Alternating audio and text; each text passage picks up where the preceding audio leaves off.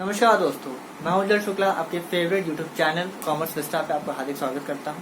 आज एक नए कंसेप्ट के साथ आपके सामने आया हूं जिसका नाम है जीडीपी, जिसका फुल फॉर्म है ग्रॉस डोमेस्टिक प्रोडक्ट। ठीक, फुल फॉर्म सुन करके आपको ये सोच रहा होगा कि क्या है। ठीक, तो जनरली हम करते क्या है कि जीडीपी क्या है हम ये सोचते हैं, इसे कैसे कैलकुलेट किया जाता है ये भी सोचते हैं। ठीक, और शायद हम ये नहीं जानते कि इन दोनों क्वेश्चंस का आंसर हमें कहाँ मिलेगा। ठीक, तो मेन हाँ, और एक चीज और है, हम इसके बारे में पढ़ते भी हैं। जीडीपी के बारे में पढ़ते रहते हैं, कहाँ? न्यूज़पेपर में पढ़ते हैं, मैगजीन में पढ़ते हैं और अदर जगहों पे पढ़ते रहते हैं। और इन सारी चीजों को पढ़ने के बाद हमारे दिमाग में एक ही चीज सामने आती है कि क्या है जीडीपी। क्या है जीडीपी? मतलब जीडीपी इतनी बढ़ी, जीडीपी इतनी नीचे आई, हम इसके बारे में भी पढ़ते हैं। जो कि मैंने यहाँ लिखा भी हुआ है कि जीडीपी इतनी नीचे या इतनी ऊपर गई। ठीक, इसका डायग्रामेटिकल मैंने प्रेजेंटेशन भी किया है कि इतनी ऊपर और इतनी नीचे। लेकिन इन सारी चीजों को पढ़ने के बाद दिमाग में एक ही सवाल आता है, जीडीपी है क्या? आखिर क्या होता है जीडीपी? इसका रूप रंग क्या है, नक्शा क्या है? तो आज इसी के बारे में जानने के लिए मैं आपके सामने ये वीडियो लाया हूँ। अगर पसंद आए तो इस वीडियो को लाइक और चैनल को सब्सक्राइब, और सबसे बड़ी चीज इसके कंटेंट को आगे और जरूर बढ़ाना। चलिए फिलहाल हम देखते हैं कि जीडीपी क्या है और इसे कैसे मेजर किया जाता है। ठीक है, बात करते हैं कि जीडीपी है क्या। तो सबसे पहले फुल फॉर्म पे चलते हैं। जीडीपी का जो फुल फॉर्म है वो है ग्रॉस यानी सकल घरेलू उत्पाद, ग्रॉस डोमेस्टिक प्रोडक्ट। सकल का मतलब होता है टोटल, जितना भी है, मतलब प्रोडक्ट और सर्विस जो भी बनी है उनका टोटल करना। ठीक है, घरेलू का मतलब है डोमेस्टिक, यानी विद इन दी कंट्री, यानी देश के अंदर जो चीजें बनती हैं उन्हें हम डोमेस्टिक कहते हैं। ठीक है, और उत्पाद में हमारा फिजिकल गुड्स, यानी जो हम बनाते हैं फिजिकल गुड्स देखने लायक, जैसे गेहूं है, चावल है, कुछ भी है और बाकी चीजें, वो हमारा उत्पाद हो गया। और सेवाएं, दोनों को मिला करके चीजें देखी जाती है। तो सबसे पहले कि किसी भी देश में एक फिक्स टाइम जो कि जनरली 1 साल होता है, उसमें जब कोई देश में तैयार कोई भी चीज यानी उत्पाद या सेवा, तो अगर हम मिला दें, यानी प्रोडक्ट प्लस सर्विस को अगर हम ले लें एक साथ दिया जाए और मार्केट प्राइस पर उसको वैल्यू लगा दिया जाए, तो उसे देश की जीडीपी कहते हैं। ठीक, यानी प्रोडक्ट एंड सर्विस जो भी प्रोड्यूस हो रही है वो टोटल प्रोडक्शन देखा जाए और उसको मार्केट प्राइस पे वैल्यू किया जाए, कॉस्ट प्राइस पे नहीं, मार्केट प्राइस पे वैल्यू किया जाए, तो उसे हम देश का टोटल जीडीपी मानते हैं। ठीक है, मतलब ये 1 साल में जितना उत्पादन हुआ सेवा व उत्पाद का, उसे ही देश का जीडीपी कहा जाता है। ठीक, इसका एग्जांपल मैंने लिया है। मान लेते हैं कि देश में 100 मोबाइल फोन बनते हैं, 10,000 का एक मोबाइल फोन है। ठीक, तो टोटल मोबाइल फोन कितना बना, मतलब टोटल वैल्यू मोबाइल फोन की कितनी हुई? 10 लाख। ठीक है, अब मान लेते हैं सेवा भी 100 बनी है। ठीक, और 1,000 रुपए की एक सेवा है, मार्केट प्राइस, दोनों मार्केट प्राइस, इस चीज का ध्यान रखना। 10,000 मार्केट प्राइस, 1,000 मार्केट प्राइस। अब अगर 100 सेवाएं बनी है तो जाहिर सी बात है कि 1,000 रुपए के हिसाब से इनका आंसर कितना आएगा? 1 लाख। तो यहाँ पे कितना हुआ आंसर? यहाँ हुआ 11 लाख। ठीक है, यानी ये 11 लाख रुपए टोटल हमारा जीडीपी है। ठीक है, अब आइए देखते हैं कि जीडीपी एग्जैक्टली बेस किस पे करती है, जिसपे हम इसको एग्जैक्टली इवैल्यूएट करते हैं। स्टेडियम मेन है कि जीडीपी 3 पिलर्स पे, यानी 3 स्तंभों पर बेस करती है, जिनमें पहला है एग्रीकल्चर यानी कृषि, दूसरा है इंडस्ट्री यानी उद्योग धंधे, और तीसरा है सेवा। ठीक, इन्हीं तीनों के प्रोडक्शन में यानी उत्पादन में जो भी कमी या बढ़ोतरी यानी इंक्रीज या डिक्रीज जो भी होगा इन तीनों में, उसको उसी का एवरेज रेशियो में हम निकाल करके जीडीपी फिक्स करते हैं। यानी अगर 4-5 साल के अगर हम वो देख लें, एग्रीकल्चर प्रोड्यूस, इंडस्ट्री और सर्विसेज में जो भी उठापटक होती है उसका हम एवरेज निकाल करके उसी से हम जीडीपी को फिक्स करते हैं। ठीक, कितने पे जीडीपी एग्जैक्टली है। लेकिन तीनों को एक साथ लेके चलते हैं, अलग अलग लेके नहीं, तीनों एक साथ ले लेते हैं और इनके अलग अलग जो वेरिएशन आएंगे प्रोडक्शन में उसी को हम कंसिडर करेंगे, उसकी एवरेज निकाल करके ही जीडीपी का फिक्सेशन करेंगे। ठीक, अब आगे देखते हैं। जीडीपी को बेसिकली इकोनॉमी का प्रतीक यानी इंडिकेटर भी कहा जाता है।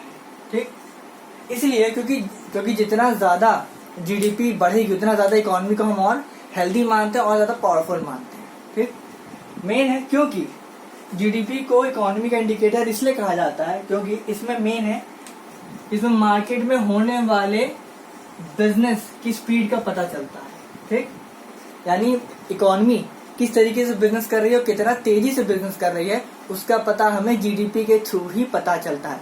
जितनी ज्यादा हाई जीडीपी उतना अच्छा मार्केट, जितनी कम जीडीपी उतना लो मार्केट।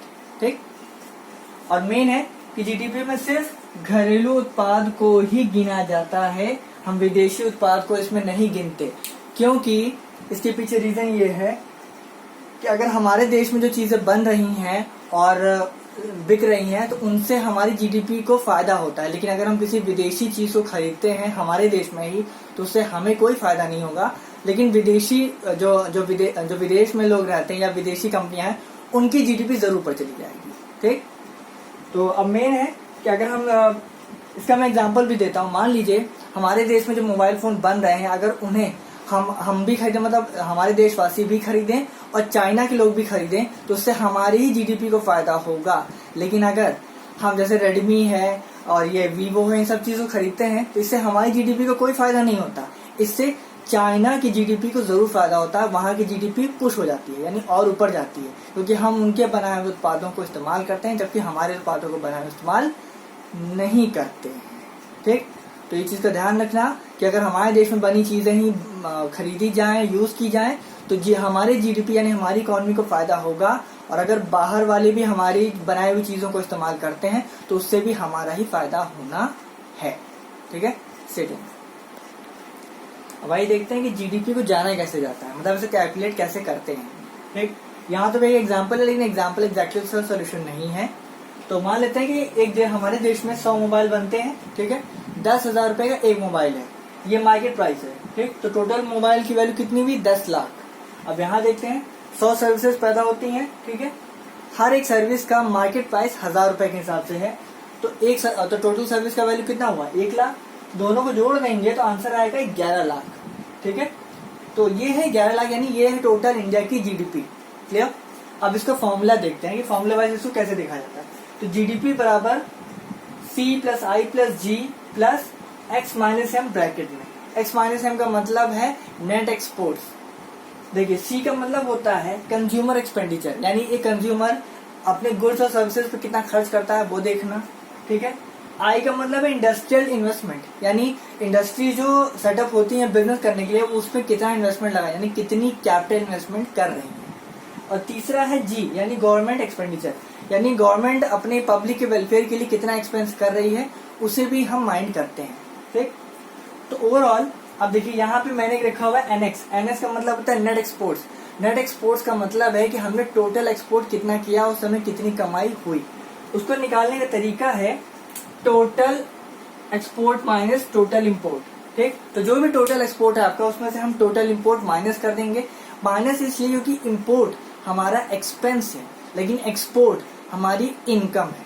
ठीक है, उसको माइनस कर देंगे तो जो हमारा एग्जैक्ट आंसर आएगा वो NX आएगा, और यही चीज मैंने यहाँ बताई भी है।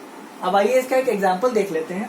मान लीजिए जीडीपी हमने कंज्यूमर एक्सपेंडिचर $200 ले लिया। ठीक है, इंडस्ट्रियल इन्वेस्टमेंट हमने $200 ले ली, ये भी बराबर है।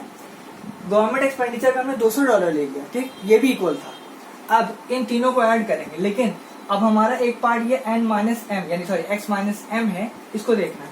मान लेते हैं हमारा टोटल एक्सपोर्ट्स $200 था, बराबर था, और इम्पोर्ट भी $200 ही था।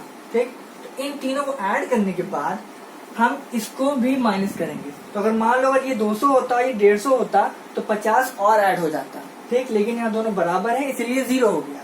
तो यहाँ पे जो हमारा टोटल जीडीपी है वो $600 की है। ठीक है, अब एक चीज सबसे बड़ी चीज ये है कि जीडीपी एक इकोनॉमी का बहुत बड़ा इंडिकेटर होता है, ये बताने के लिए कि जीडीपी की इकोनॉमी कितनी पावरफुल है और कितनी वीक है।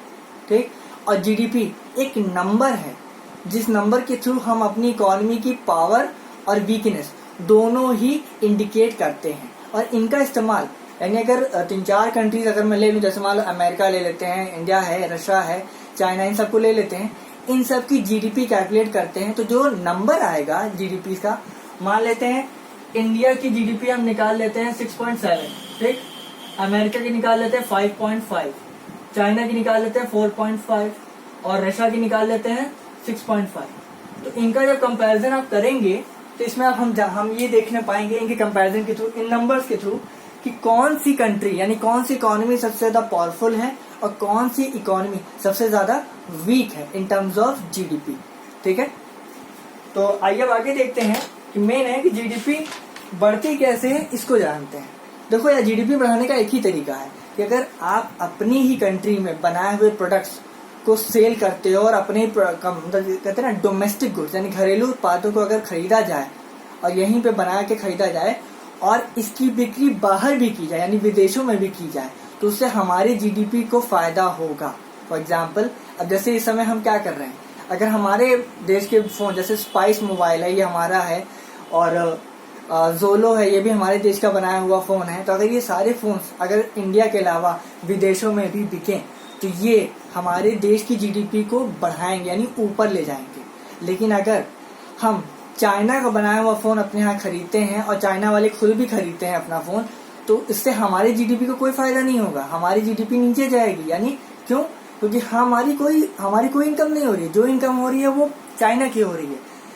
आप में से हम में से कई लोग हैं जो चाइनीज फोन इस्तेमाल करते हैं। सेम वही चीज यहाँ मैं भी एक्सप्लेन कर रहा हूँ कि अगर अपनी जीडीपी बढ़ानी है तो अपने ही देश के बनाए हुए सामान को खरीदो और बाहर भी बेचो, और अगर वहां भी सेल हो जाती है, वहां भी लोग खरीद लेते हैं, तो वो भी हमारे जीडीपी में ऐड किया जाएगा।